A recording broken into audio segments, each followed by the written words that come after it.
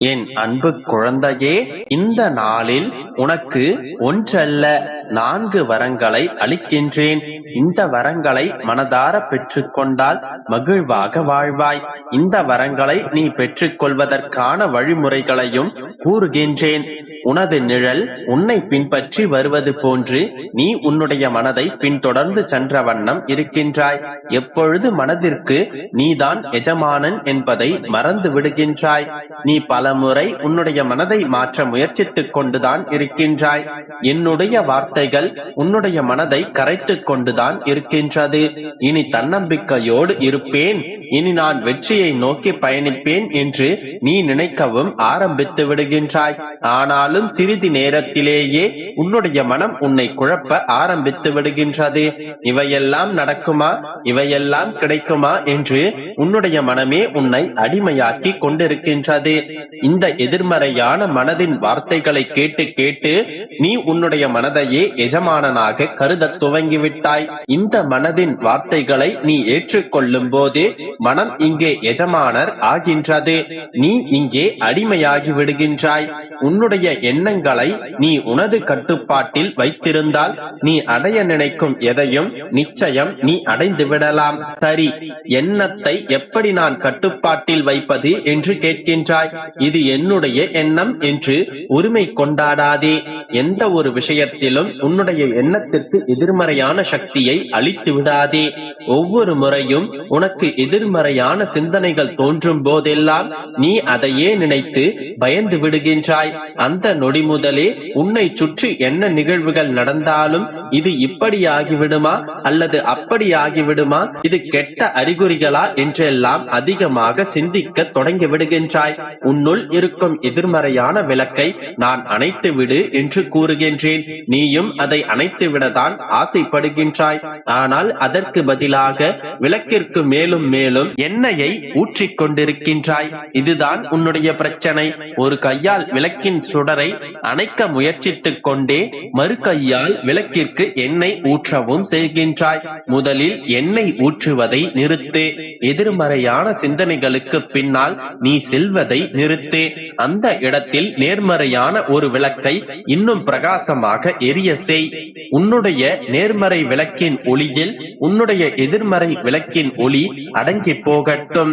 ஒவ்வொரு முறை உனக்கு தவறான எண்ணங்கள் தோன்றும் போதெல்லாம் உடனடியாக நேர்மறையான ஒரு விஷயத்தை கற்பனை செய்து கொள். நடந்து விடுமா என்ற சந்தேகம் வரும்போதெல்லாம் நடந்து விட்டது என்று உன்னுடைய மனதை நீ நம்பவை. அது முதலே உன்னுடைய மனம் உனக்கு அடிமையாகும். உன்னுடைய எண்ணங்கள் நீ சொல்லும்படி ஆடும்.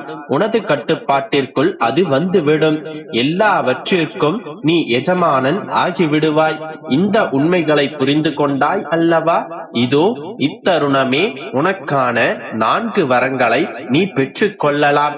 முதலாவதாக, இன்று முதல் இந்த நொடி முதல் நீ எதை அதிகம் நினைக்கின்றாயோ அதுவாகவே மாறிவிடுகின்றாய். இரண்டாவதாக, நீ எதை பற்றி அதிகமாக அழுத்தமாக நினைக்கின்றாயோ அது நிச்சயமாக உன்னை தேடி வரும். மூன்றாவதாக, நீ எது நடக்க வேண்டும், நடந்து விட்டது என்று மீண்டும் மீண்டும் நினைத்துக் கொண்டே இருக்கின்றாயோ அது நடக்கும். நான்காவதாக, எந்த விஷயத்தையோ எந்த நபரையோ அதிகமாக அழுத்தமாக நினைத்துக் கொண்டே நேர்மறையாக அவர்களை பற்றி நினைக்கின்றாயோ அது உன்னை தேடி நிச்சயம் வரும். இப்பொழுது என்னுடைய வரங்களை உனக்கு தந்துவிட்டேன்.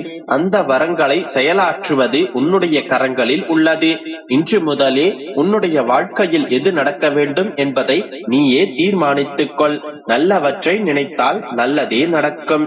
என் அன்பு குழந்தையே, இது தெய்வ தீர்ப்பு. உன்னுடைய வாழ்க்கையில் இது நடந்தே தீரும்.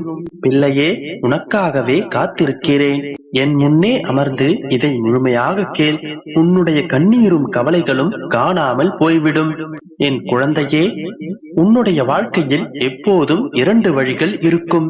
அதே போல உன்னுடைய பிரச்சனைகளுக்கான காரணங்களையும் அதனுடைய வழிகளையும் நான் அறிவேன். அந்த பிரச்சனைகள் உன்னுடைய வாழ்க்கையில் நிலையாக இருக்கப் போவதில்லை. அப்படிப்பட்ட நிலையற்ற விஷயத்திற்காக உன்னுடைய வாழ்க்கையின் இந்த பொன்னான நேரத்தை ஏன் வீணடித்துக் கொண்டிருக்கின்றாய்? உன்னுடைய வாழ்க்கையில் இருக்கும் இடையூறுகளும் இன்னல்களும் இருக்கின்ற இடம் தெரியாமல் மறையப் போகின்றது. உன்னுடைய கண்ணீரும் கவலைகளும் காணாமல் போகப் போகின்றது. ஆனால் அவை உன்னுடைய மனதில் ஏற்படுத்திய பாடங்களும் பக்குவங்களும் உன்னிடத்திலே விட்டுச் செல்லும். இவை அனைத்தும் உன்னுடைய வெற்றிகரமான வாழ்க்கைக்கு அடித்தளமாக அமையும்.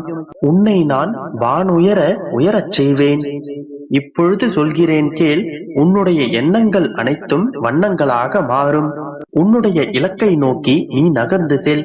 அந்த இலக்கு உன்வசமாகும். நீ என்னிடம் வேண்டிய அனைத்தும் உனக்கு கிடைக்கும். உனக்கான நேரம் இது. இதோ தொடங்கிவிட்டது.